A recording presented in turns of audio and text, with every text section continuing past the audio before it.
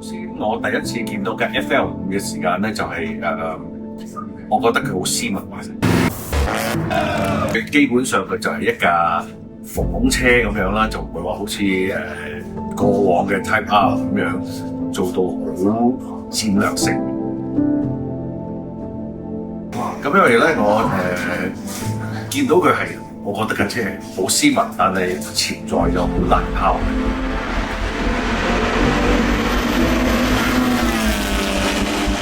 如果我跳上嘅 FL5 嘅時間，佢會同我講乜嘢？我諗佢會話：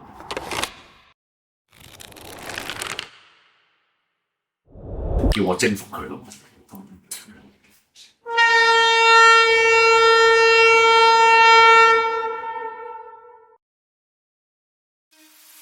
谢建良，谢建良，谢建良，谢建良和谢建良，谢建良，谢建良，谢建良，谢建良，谢建良。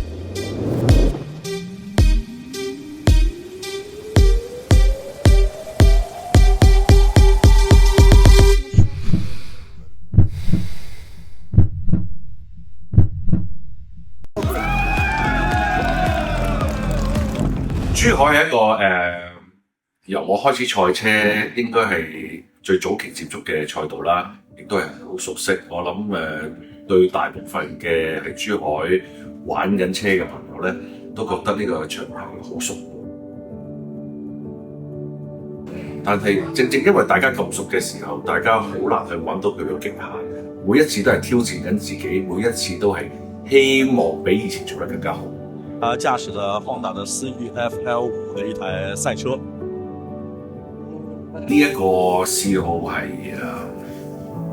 一個極燒錢活動，或者係嗰個費用係好龐大啦。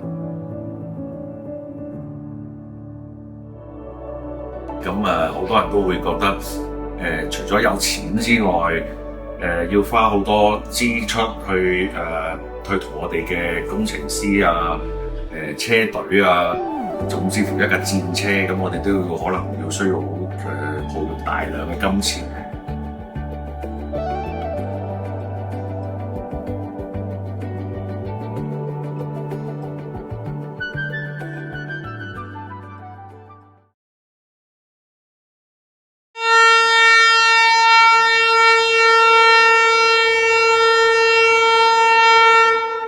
咁當然我哋會有放棄嘅時候啦。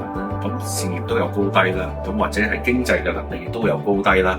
咁變咗有朋友啊，有家人嘅反對啊，咁有好多種種嘅原因。但係我有我自己希望做到嘅，咁或者我有希望我自己堅持落去嘅因齊。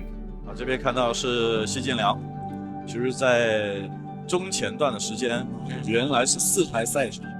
賽車係一個比賽，但係呢個比賽係同自己嘅競賽，從來我冇同隔離嘅車去比，我亦都唔同其他嘅車手去比對，因為每一個圈、每一個啱與錯都係你自己造成嘅，咁所以我覺得堅持落去係一種自律好緊要。賽車尤其是你唔可以太過自負，都唔可以太過謙虛。咁但係如果你太過野心太大，但係你自己準備功夫做得唔好嘅時候，我諗呢個係人生嘅常。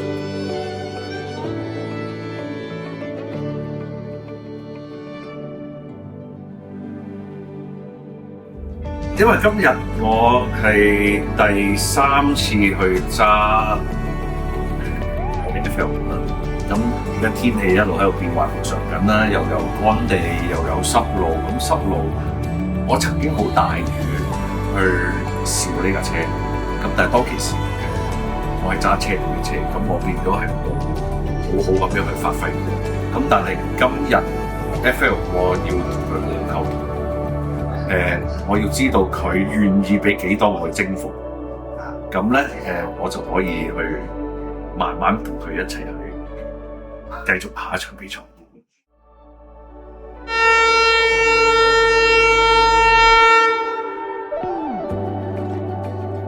But I want to say one thing. I've seen a lot of people here winning and losing. So I'd like to dedicate this award to the losers. because I tell you from my own experience, winning is one thing, but out of losing, I always learned more for the future. So I got stronger in losing. 我會同大家講，我會想見到所有嘅朋友同我一齊出線。